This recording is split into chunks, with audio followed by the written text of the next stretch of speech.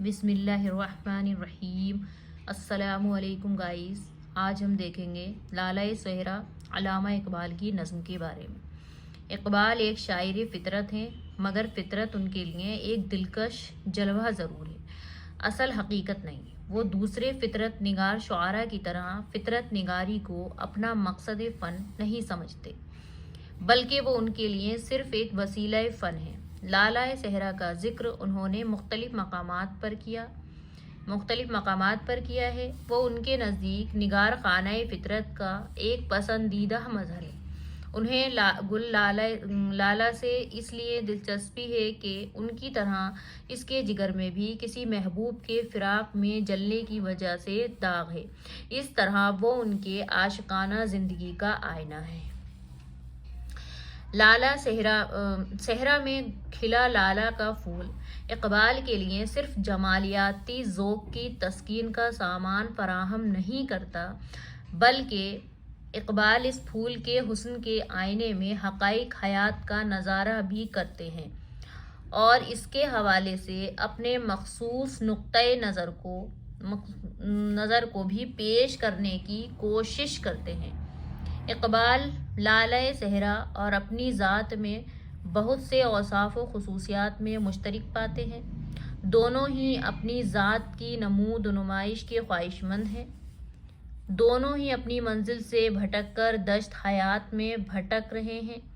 دونوں ہی اپنی منزل تک پہنچنے کے لیے مضطرب اور بے قرار ہیں۔ دونوں ہی کے سینے شعلہ عشق سے فروزاں ہو کر کوہ طور کا منظر پیش کرتے ہیں۔ شاعر کو اپنی منزل عشق کے دشوار ہونے کا احساس ہے کہ اس بحر محبت کا ہر قطرہ دریا سے بھی زیادہ گہرا ہے۔ پوری کائنات اس کی پریشانی و بے قراری اور ساحل مراد تک نہ پہنچ سکنے کے غم میں اس کے شریک اور ماتم کناں ہے، لیکن انسان کا غم اس کی ذات تک مخصوص ہے۔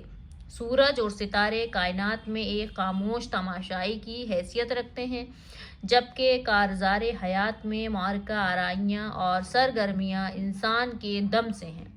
شاعر اپنے غم زدہ دل کے لیے باد صحرائی سے لالہ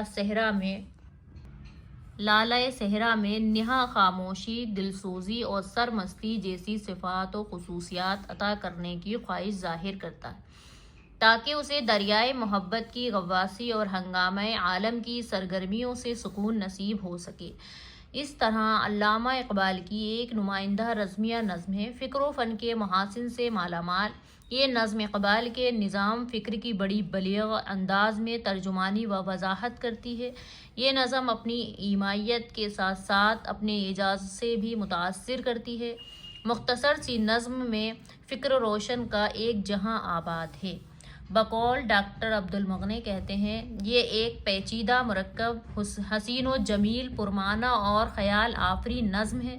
اس سے کلام اقبال میں شعریت کی تہوں اور فنکاری کے پیچ و خم کا اندازہ ہوتا ہے۔